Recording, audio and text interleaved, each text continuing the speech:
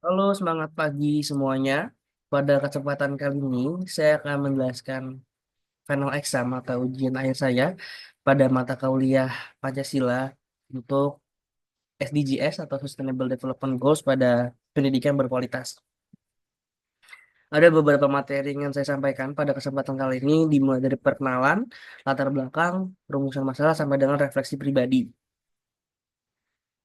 Saya Akbar Abdillah Wicaksono, merupakan mahasiswa Binus Online Learning extension dari D3 ke S1 dengan kelas D1DA.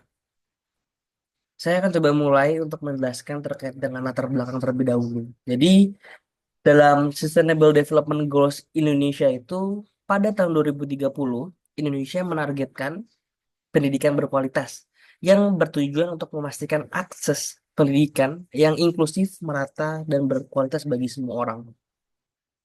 Dalam mencapai hal ini, perlu juga adanya peningkatan jumlah orang dengan keterampilan yang relevan untuk kesuksesan finansial, seperti pada target 4 sub 4. Jadi,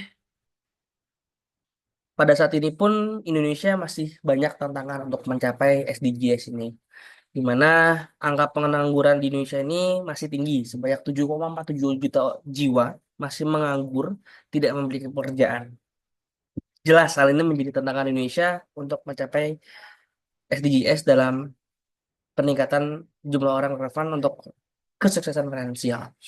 Tapi pada grafik yang di show di grafik ungu ini dari tahun ke tahun start dari 2022 sampai 2024 Indonesia memiliki progres yang baik ya untuk pengurangan jumlah angka pengangguran. Pada proyek kali ini saya akan menjelajahi terkait dengan peran pendidikan dalam kesuksesan finansial individu, lalu adanya analisis terkait dengan tantangan yang dihadapi lulusan dalam memasuki dunia kerja atau berwirausaha. Lalu ada beberapa rumusan masalah yang coba diglorifikasi pada presentasi ini.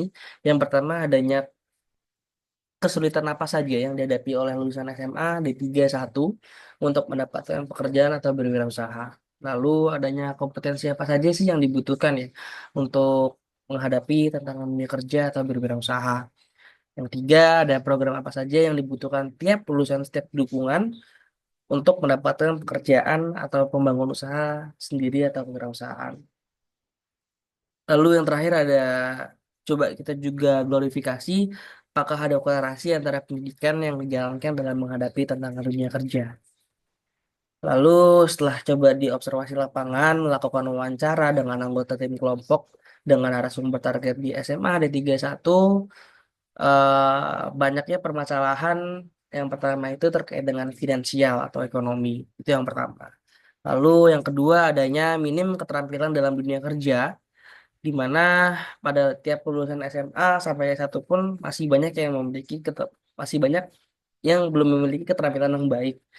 Lalu juga adanya kurikulum atau akses pendidikan yang masih belum merata, yaitu terkait dengan teknologi, pengajar, sarana, dan lain-lain.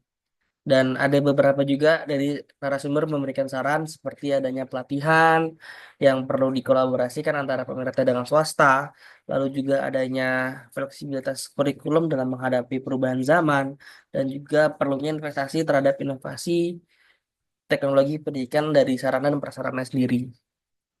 Lalu pada kali ini saya akan menjelaskan terkait dengan rancangan solusi yang sudah dibuat, yaitu dibagi terhadap lulusan SMA D3 dan S1.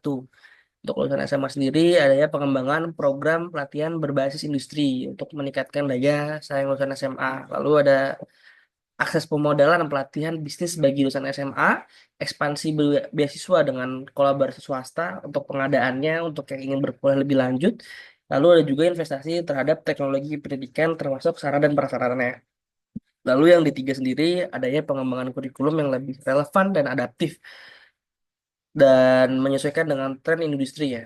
Dan adanya kerjasama antara pemerintah dan swasta dalam kolaborasi development mahasiswa untuk pengembangan magang, keterampilan, dan lain-lain. Lalu adanya sertifikasi sebagai tambahan untuk lulusan D3 ini dapat bersaing lebih lanjut pada next step-nya. Lalu pada lulusan S1 juga adanya program wajib magang, lalu adanya teknologi digital ini perlu di-develop lagi pada dunia pendidikan sebagai platform pembelajaran ke daerah terpencil, dan juga adanya pengadaan kerjasama dengan industri ya agar lulusan S1 ini lebih siap untuk menghadapi tantangan dunia kerja.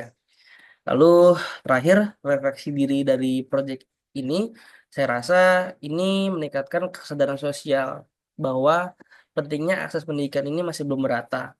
Indonesia masih memiliki tantangan yang berat di mana 7,47 juta jiwa ini masih banyak yang menganggur. Hal ini perlu ditinjau lagi, pemerintah perlu berkolaborasi, elaborasi dengan swasta atau semua pihak untuk mengedepankan pengembangan keterampilan SDM di Indonesia. Perbaikan kurikulum serta investasi sarana juga perlu dilakukan demi penyetaraan pendidikan di Indonesia. Terima kasih, itu yang dapat saya sampaikan. Mohon maaf bila ada kesalahan. Salam sejahtera.